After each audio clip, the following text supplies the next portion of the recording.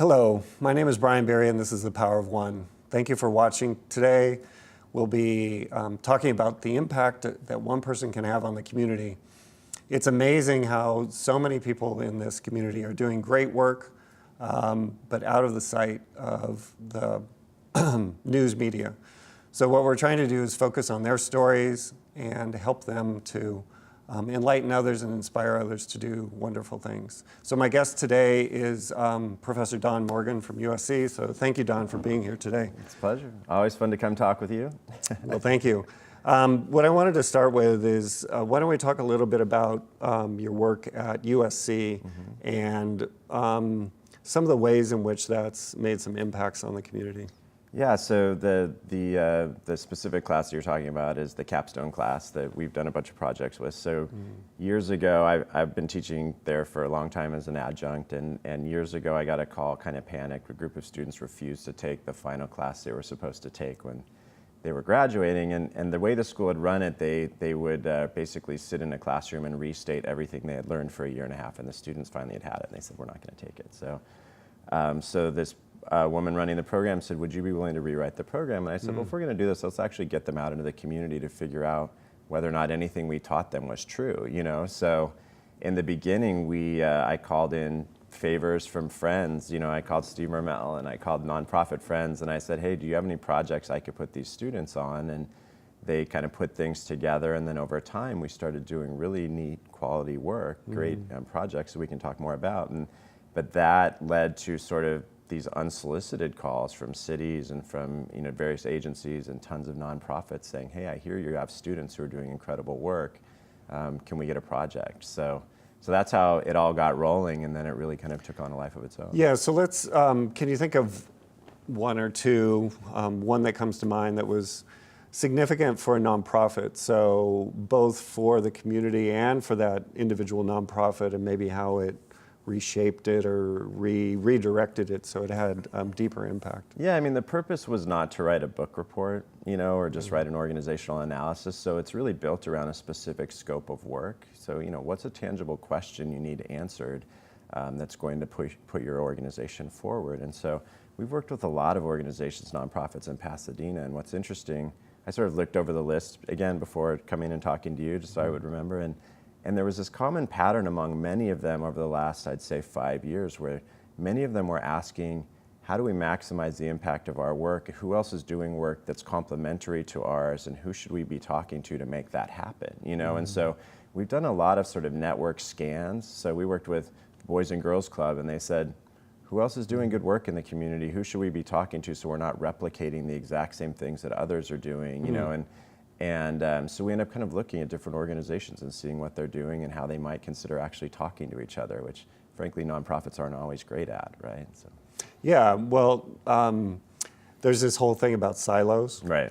And so, but it makes sense because, and this is another area which you have a lot of experience, but it's the funding issue. Right. So how do we, and maybe that's another sort of interesting question, is how do we enable or encourage nonprofits to work together, collaborate, partner, but not feel threatened by one another? Yeah, I mean, the fear has always been if you talk to another nonprofit, they're going to steal your donors, right? I mean, that's just sort of the reality. Traditionally, yes. Yeah, historically, right? Yeah, historically. And I think the reality today is the size and scope of the issues that we are facing are so large that there aren't many organizations on their own that are going to solve them in entirety.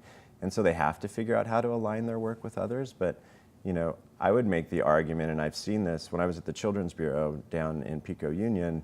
They created a partnership of 75 organizations to work collaboratively in 500 blocks. And was that the Magnolia project? Yeah, exactly. Yeah. And what they discovered was each of them could do what they did really well. And rather than sort of work in a silo where they didn't acknowledge or talk to anyone else, they could create a concierge approach where they talked to people and figured out what all their needs were, and then they could give them a warm handoff. So Children's Bureau could do the parenting piece, and someone else could do a piece around immigration or housing or employment or education, and collectively they had a far greater impact on these kids and their families than they would have on their own, right? Yeah. So, but I think on the fundraising side, the argument is if we actually talk to these people and do what we do alongside them, then that opens the doors for more fundraising, not less, right? So, Yeah. Oh, absolutely. Because you're an attractive cohort. You're an attractive. You're a neighborhood that's on the rise. right, and everyone's asking about impact now, Yeah. right? So it's no longer outputs, it's outcomes, right? So, I think you can make a much larger statement about impact if you are treating or working with the broad spectrum of things that families are facing when they're, living on the margin, right? So it's never just education or just housing. It's usually combined with health and nutrition and education and housing and employment and all of those different issues. Well, yeah, and that was the beauty of the Magnolia Project is it incorporated all those, even down to a credit union Yep. and social services from the county and then Right. a preschool. Right. So it's cradle to grave sort Yeah. of wraparound services. That's right. So one of the people who started that, he said at a minimum, nonprofits should figure out how to work in cooperation instead of competition, which I always thought was like, all right, that's a step forward, So, again, in Pasadena, there were a number of organizations asking similar questions. How do we, maybe not the full scope of what Magnolia did, but how do we better align our work with others so that we're having a collective impact on the community? Yeah, and so I think that there are a lot of organizations here in town that do partner Yep. and they do good work. I think generally that is the default is, sure, we'll work with you and let's try to figure out how to do that.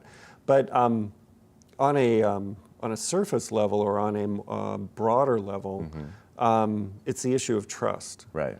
And so how do you get people to build that trust or adequately enough so that they would work together? I mean, partnerships are hard, right? I mean, heck, group projects in school are hard, right? I mean, I just think that's a reality. And so, yeah, ultimately part of it is sort of building trust. And so there's all of this research on social capital.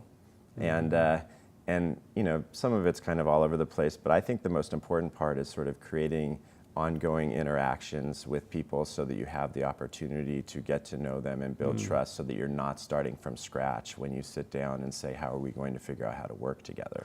Well, I totally agree. But the question would be is how do you develop those activities or who makes those happen? Well, but that's, it actually doesn't have to be that complex, I mean, when they talk about, I don't know if you've read Bowling Alone, but Yeah. right, I mean, remember he talks about coaching Little League and, and helping, clean up parks and all of those activities.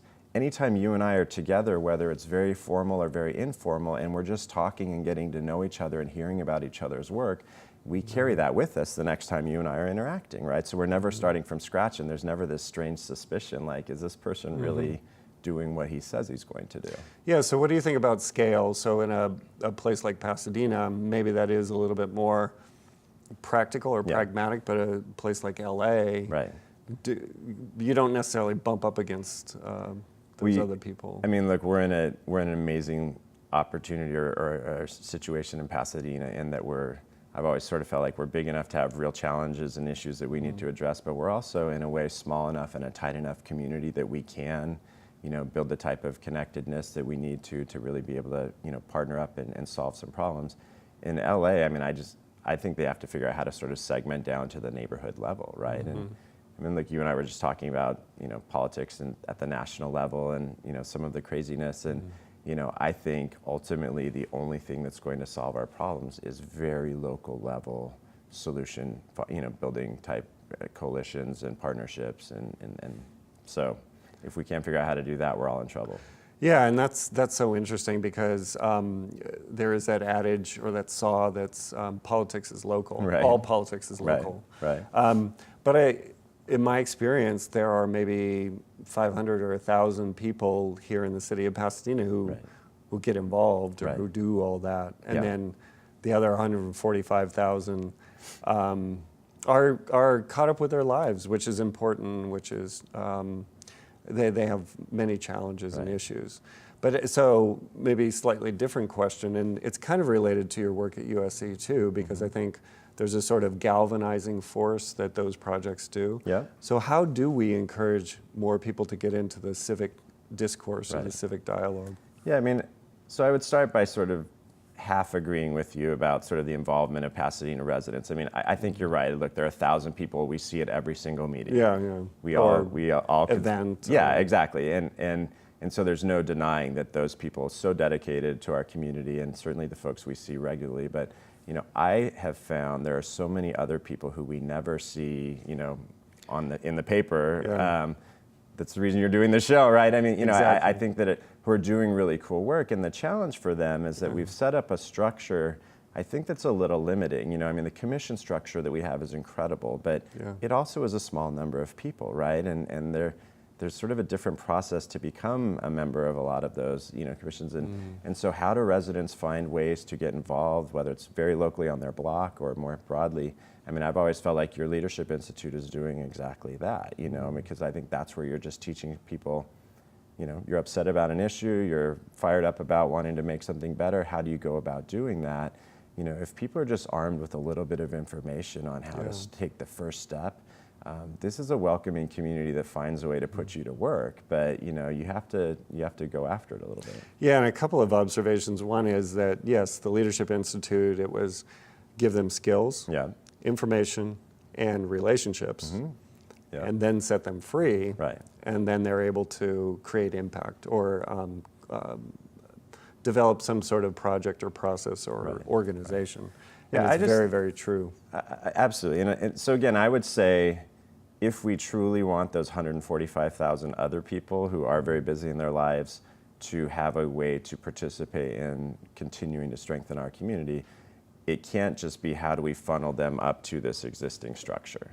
It's not just sort of joining these various formalized structures. I think that we have to find ways to engage them in local nonprofits, in their kids' schools, and community groups, and little leagues, and all of those things if they're going to try to start to have some impact at even a small level. But I think that's what you were saying before. You were half agreeing with me, so I think that's the other half that you didn't. Because you're right. I mean, I know this too, but you're absolutely right. The little leagues alone and the soccer leagues alone have dozens and dozens and dozens of people involved. Yeah. And then you multiply that across arts organizations, and anytime you have kids active too, there are so many. Whether it's boards, advisory boards, volunteer, or chairs of a particular activity. Yeah. You're absolutely right. There's a lot going on. Yeah. I guess I was talking more about that formal governance or government atmosphere. So, which kind of leads me to, what do you think about the difference between governance and government? Right.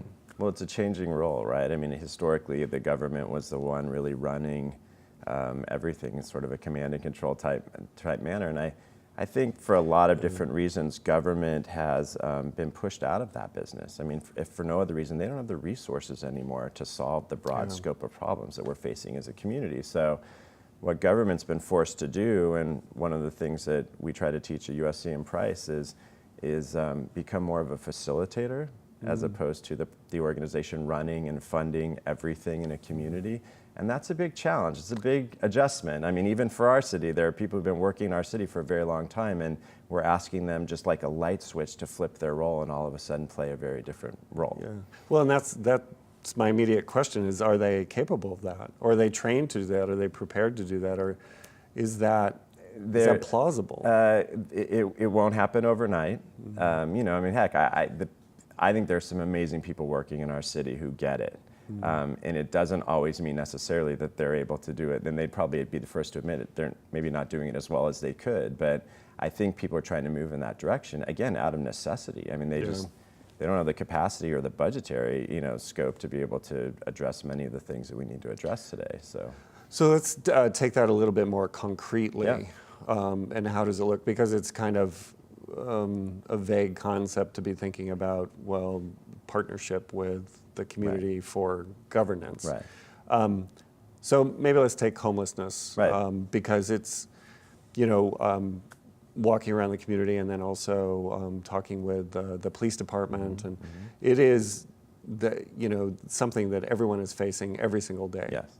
So from how you're describing it, or how you describe a government should evolve to, what would that look like? How would that include Union Station Well, it's funny, as you were starting your question, I was thinking about Bill Huang as an example of someone in our city who runs the housing and an economic development department, and I think he is really good at taking a relatively small budget, often in his particular department, and figuring out how to leverage every dollar that he has to sort of bring other people to the table, whether it's partnering with Heritage Housing, or groups like that, and I mean, he's helped create this employment center where they're trying to figure out how to do, I mean, there's a lot of stuff where he says, here's what we have. It's not enough to answer the whole problem, but it's enough to get us started. But then it requires other groups to come together and try to figure out how to kind of collectively address it. So, sometimes it requires a bit of formal structure, and so maybe a role for government on the governance side is to provide that structure, to sort of provide the table around which people gather to try to figure out how to solve the problem or create the solution. But again, they're not going to solve it on their own. So I mean, I think he's done a pretty good job as an example of saying, how do we talk to union? How do we talk to the police department? How do we talk to community groups that are, worried and upset? They've looked at permitted housing for people, and at this point, they have a pretty good sense of every homeless person in Pasadena. They know who they are, they know where they're coming from, and I think they have a better awareness than people realize. And so, then the question is, all right, well, how do they take that knowledge and what they've invested so far and then partner with these other groups to have some larger collective impact? And we're not there yet, but I think they're moving in that direction. Well, it's good to hear that there is a place where that is occurring, and I absolutely see it in the affordable housing realm. Yeah. With Heritage Housing Partners, and then this whole, and homelessness too, with Union Station and Marv's Place and some of those other projects. I love the work that Heritage is doing. I mean, I just think Heritage Housing Partners, it's such a neat model, and it's an uphill battle for them still, right? And it's not always just the city, it's neighbors, it's a lot of stuff. I mean, I'll never forget talking to Sonia Yates when she was Habitat for Humanity, and we had breakfast one morning, and she was really excited, and she said, Don, I just met with this family who was one of the first families we ever built a house for, and they just finished paying off the house. And I was like, oh my gosh, that's amazing. She said, yeah, it's been 20 years. And I said, that's incredible. Wow. I said, how many houses have you built since then? And she said, in Pasadena? And I said, yeah. And she said, 0. Yeah.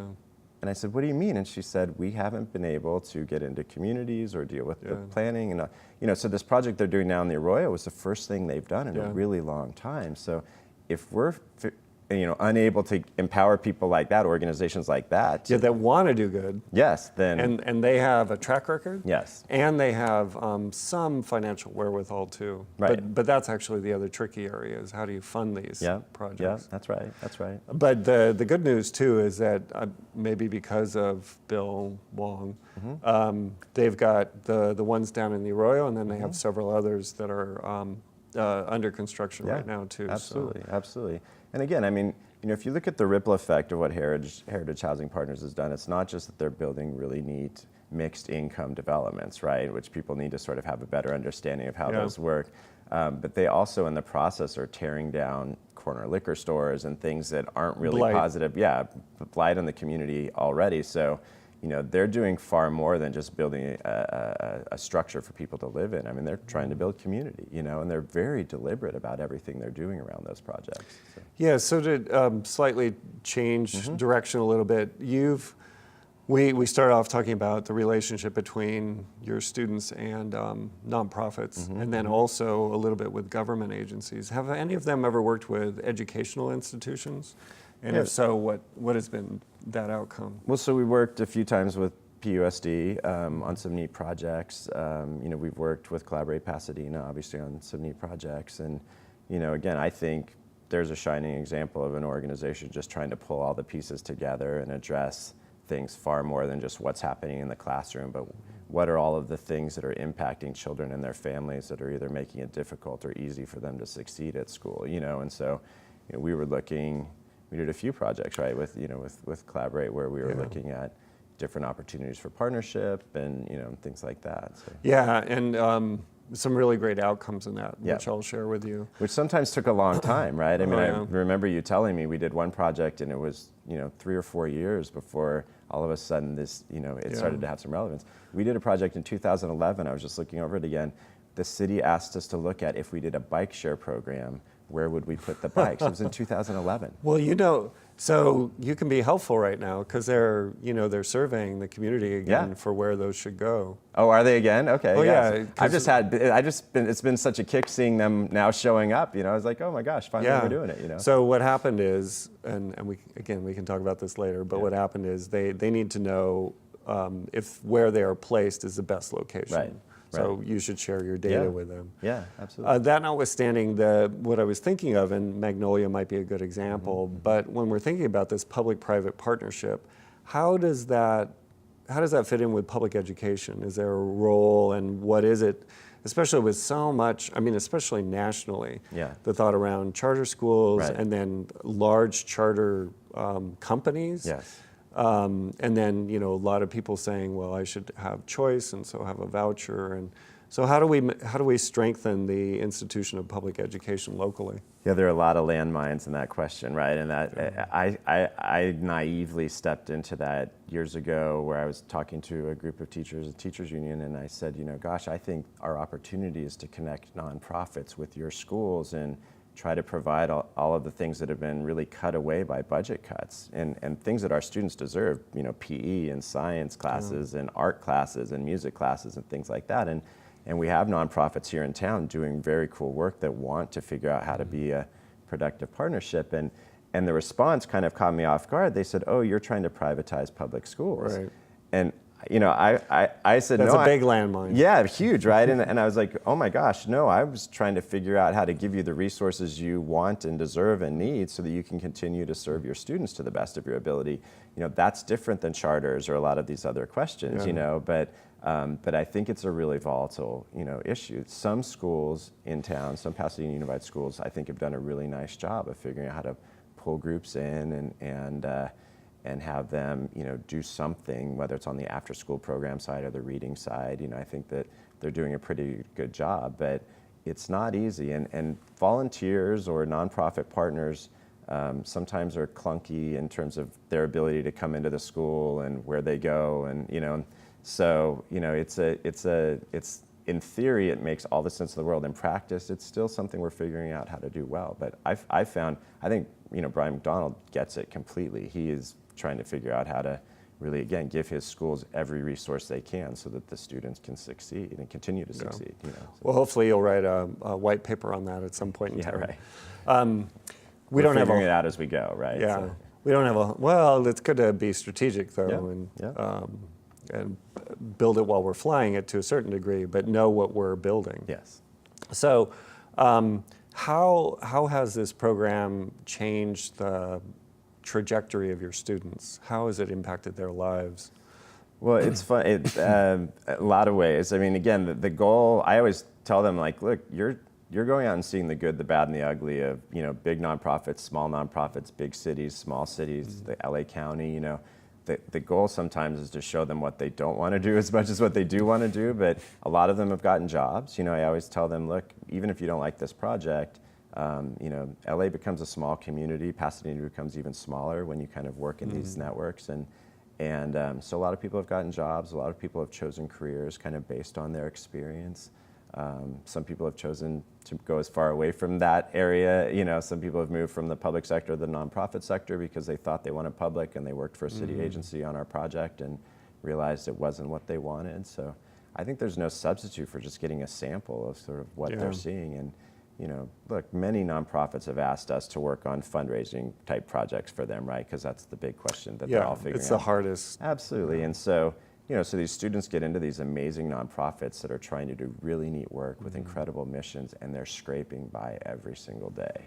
And so the students see that, and they have to ask themselves, all right, what kind of nonprofit do I want to work at? Do I want to work at one where at any moment the doors could shut, but it's an amazing group trying to do great work? Or do I want a well-capitalized nonprofit that's going to, be a huge institution that I know is going to be here forever, And I like their ability to kind of look at that and have some experience with it and make decisions that are a little bit more informed. Yeah, and with that in mind, what are your thoughts about how we, there are approximately 3 million nonprofits in the country today, Right. and so making sure that they're healthy and supported, and that's also, we have the government challenge on one hand, but if we're doing this public-private sort of relationship, how do we make sure that those nonprofits are supported and sustained? It's well, it's really, for many of them, they're often funded by one source in the beginning, and they just can't figure out how to diversify to be sustainable beyond,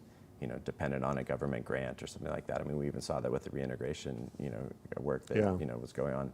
Such amazing work, but it was a challenge to sort of figure out how to create diversified funding streams. And foundations haven't figured out yet how to fund networks, because it's not the way they've done their business for a long time. So on the funding side, I think they're playing catch up right now. They keep saying we want impact investing, we want collective impact, but they don't know how to invest in it yet. So that's a work in progress. And I think they're trying, but they're not there yet.